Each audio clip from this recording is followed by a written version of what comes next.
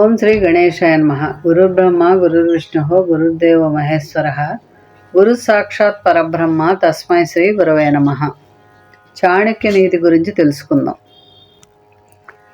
కౌటిల్యని అర్థశాస్త్రం నాడు నేడు ఏనాడైనా సరే ఆర్థిక శాస్త్రానికి ప్రామాణిక గ్రంథం.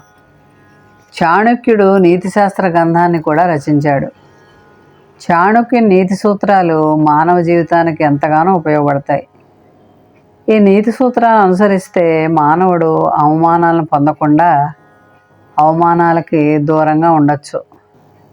తన అనుభవాలను అనుసరించి కుటుంబం, సమాజం, దేశం, సైన్యం గురించి వివరించాడు చాణక్యుడు. చాణక్యుని నీతి సూత్రాలు చెప్పిన ప్రకారం మనం పాటిస్తే గనక ఎంతో జీవితం ఉన్నత స్థానంలో ఉంచుకోవచ్చు. చాణక్యుడు బ్రాహ్మణ కుటుంబంలో జన్మించాడు. చాణక్యుని తండ్రి చణకుడు అధ్యాపకుడు కావడం వలన చిన్నతనం నుండి వేదాభ్యాసం చేశాడు. తక్షశిలలో అధ్యాపకుడిగా పనిచేశాడు. పాటలీపుత్రాన్ని పరిపాలించే మహాపద్మనందుని కుమారులు చాణక్యుని శిఖ పట్టుకుని ఆసనంపై నుండి లాగి కింద పడేసి అవమానిస్తారు. అప్పుడు వాళ్ళందరినీ సంహరిస్తానని చెప్పి చాణక్యుడు ప్రతిష్ఠ చేస్తాడు. అది తెలిసిన చంద్రగుప్తుడు ఆయన్ని ఆశ్రయించగా శస్త్రాస్త్ర విద్యలన్నింటినీ నేర్పించాడు. చాణక్యుని విష్ణుగుప్తుడు, కౌటిల్యుడు అనే నామాలు కూడా ఉన్నాయి. ఈయన కొన్ని సూత్రాలను మనకి ప్రబోధించాడు. చెడ్డవారికి దూరంగా ఉండాలి అని చెప్పాడు. పుట్టుకతోనే కొంతమందికి సంస్కారం కలుగుతుంది. ఒక్కొక్కసారి పరిసరాల ప్రభావంతో మనిషి సంస్కరించబడతాడు. కానీ సంస్కారం లేక ఒకరినొకరు మోసం చేసుకునే వారి వద్దకు కుతంత్రాలు, కుట్రలు, అవినీతి పరులు ఉండే చోటకి అసలు వెళ్ళకూడదు అని చెప్పాడు. అలాంటి వారికి సమీపంలో ఇల్లు కట్టుకున్న ఆ పరిసరాల ప్రభావం మనిషిని పతనం వైపు లాగుతుందన్నమాట. అందువల్ల చెడ్డవారికి దూరంగా ఉండాలని చెప్పాడు. అలాగే పని లేకుండా ఎవరింటికి ఎక్కడికి వెళ్ళకూడదు. ఏదైనా ఒక ప్రదేశం అందంగా ఉందంటే చూసి రావాలి, కానీ అక్కడ ఉండకూడదు. మనకి అవసరం లేనప్పుడు అస్సలు వెళ్ళకూడదు. మనం వెళ్ళిన చోట ఏదైనా పని కానీ ఉద్యోగ వ్యాపార అవకాశాలు లేకపోతే అక్కడ ఉండడం వృధా. మనలో సోమరితనం పెరుగుతుందన్నమాట. అందుకని అలాంటి పరిస్థితులకి వీలైనంత దూరంగా ఉంటే మనిషి మనుగడ ఉత్తమంగా ఉంటుంది. కాబట్టి పని లేకుండా ఎక్కడికి ఏ ప్రదేశానికి వెళ్ళకూడదు. తర్వాత చదువుకి ప్రాముఖ్యత లేని చోటకి అస్సలు వెళ్ళకూడదు. దొంగలెత్తుకుపోరు, భాతృజనమ్ము వచ్చి పంచుకోరు, ధరలు వచ్చి దోచుకోరు, విశ్వవర్ధనంబు విద్యరా లలిత గుణజాల తెలుగుబాల అని జంధ్యాల పాపశాస్త్రి విద్య యొక్క గొప్పతనాన్ని గురించి చెప్పారు. వ్యక్తి యొక్క అభివృద్ధికి విద్యే పరమావధి. ఏదైనా కొత్త విషయాలు తెలుసుకోవడానికి, అధ్యయనానికి చదువుకి ప్రాముఖ్యత లేని చోటకి వెళ్ళకూడదు అన్నారు. ఒకవేళ వెళ్తే ఇంతకుముందు నువ్వు నేర్చుకున్నదంతా కూడా పోతుంది.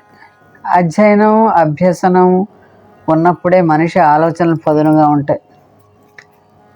విద్య యొక్క అవసరం మనకు తెలుసు కాబట్టి విద్యని గౌరవించే చోటకే మనం వెళ్ళాలి. అనగా అనగా రాగా మతిశయించు అన్నాడు వేమన. అభ్యాసం చేస్తే ఏ విద్య అయినా సరే రాణింపుకు వస్తుంది. తర్వాత సహాయం చేసే వాళ్ళు లేని ఊరు ఉంటుంది. అలాంటి ఊరికి వెళ్ళకూడదు. మనం ఏదైనా కొత్త ప్రదేశానికి వెళ్ళినప్పుడు సాయం చేసేవాళ్ళు ఉన్నారా లేదా అని ఆలోచించుకోవాలి. మానవుడు సంఘజీవి. సమాజంలో పదుగురితో కలిసి జీవించాలి. లేకపోతే ఏదైనా కష్టం వచ్చినప్పుడు ఎవరైనా సాయం చేయడానికి వస్తారా లేదా అని అనుకోవాలి. మనిషి ఒంటరిగా మిగిలిపోవాల్సి వచ్చినప్పుడు అది ఎంతో నరకప్రాయం. కాబట్టి మనం ఏదైనా ప్రదేశానికి ఊరు వెళ్ళినప్పుడు అక్కడ మనకు సహాయం చేసే బంధువులు కానీ స్నేహితులు కానీ ఉన్నారా అని తెలుసుకొని మనం ఆ ఊరికి వెళ్ళాలి. గౌరవం లేని చోటుకి వెళ్ళకూడదు. ఎక్కడైతే గౌరవం దొరుకుతుందో అక్కడ ఆత్మవిశ్వాసం పెరుగుతుంది. ప్రతి విషయానికి మనల్ని అవమానించి తక్కువగా చూసే చోటికి అస్సలు వెళ్ళకూడదు. మనల్ని చిన్నబుచ్చుకోవడం, ఆ అవమానం అనేది మరణంతో సమానం కాబట్టి అలాంటి చోట్లకి ఎప్పుడు ఎక్కడికి వెళ్ళకూడదు.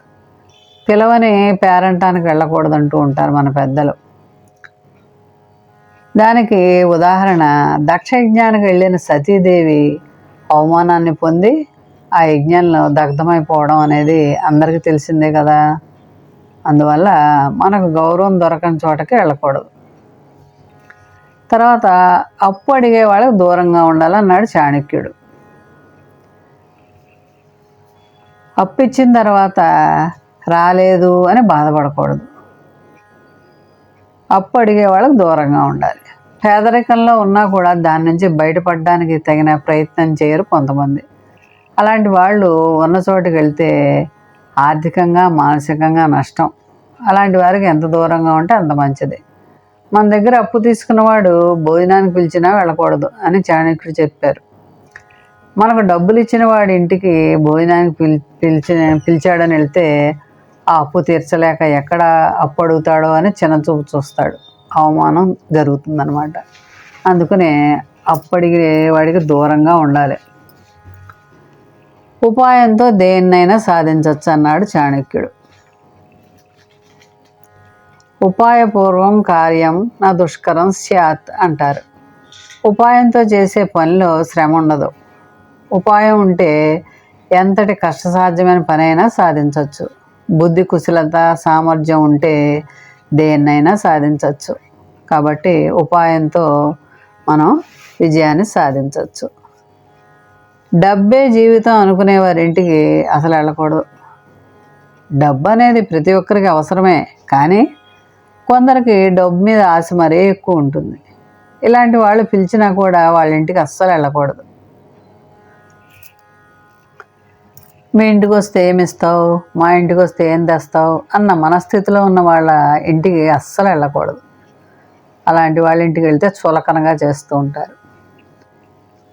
తర్వాత ఏ విషయాన్నైనా చూసి నేర్చుకోవాలన్నాడు చాణక్యుడు. ప్రత్యక్షంగా చూసి నేర్చుకోవాలి. బుద్ధిమంతులైన వారు దేన్నైనా సరే ప్రత్యక్షంగా చూసినప్పుడు మాత్రమే నమ్ముతారు. ఎవరు చెప్పిన మాటలు నమ్మరు. కాబట్టి మానవుడు సద్బుద్ధితో ఉండాలి అని తెలియచేసే పద్యం మనకి బద్దెన సుమతి శతకంలో చెప్పాడు. వినదగునెవ్వరు చెప్పిన విననంతనే వేగపడక వివరింపదగున్, కనికల్ల నిజము తెలిసిన మనుజుడే పోనీతిపరుడు మహిళ సుమతి అని సుమతి శతకంలో చెప్పిన మాటలు చాణక్య నీతి సూత్రాల్లో మనం చెప్పుకోవచ్చు. కాబట్టి చాణక్య సూత్రాల్లో ఇవి కొన్ని విషయాలు. ఇలాంటి మంచి లక్షణాలు నేర్చుకుంటే మనం జీవితానికి ఉన్నతమైన విలువలతో జీవించవచ్చు. మోహన్వాణి ఛానల్ వారికి ధన్యవాదాలు. వినండి, వినిపించండి, వింటూనే ఉండండి. మన కార్యక్రమాలు నచ్చితే ఒక లైక్ చేయండి, మాకు ఎంతో ఎంకరేజ్మెంట్గా ఉంటుంది. అలాగే కామెంట్ చేయండి. కామెంట్ చేస్తే మేము మంచి క్వాలిటీ కంటెంట్ అందించడానికి దోహదపడుతుంది. ఆడియోస్ని షేర్ చేయండి. ఆడియోని షేర్ చేస్తే మన ఛానల్ అభివృద్ధి చెందడానికి ఉపయోగపడుతుంది. ఇంతవరకు మన కార్యక్రమాన్ని చూస్తూ ఎంజాయ్ చేస్తున్నట్లయితే, ఒకవేళ సబ్స్క్రిప్షన్ కనుక చేయలేకపోతే ఇప్పుడే ఈ క్షణమే సబ్స్క్రైబ్ చేసుకుని ఆ పక్క నుండి బెల్ బటన్ మోగించండి. వినండి, వినిపించండి, వింటూనే ఉండండి. మోహన్వాణి తెలుగు పోడ్కాస్ట్.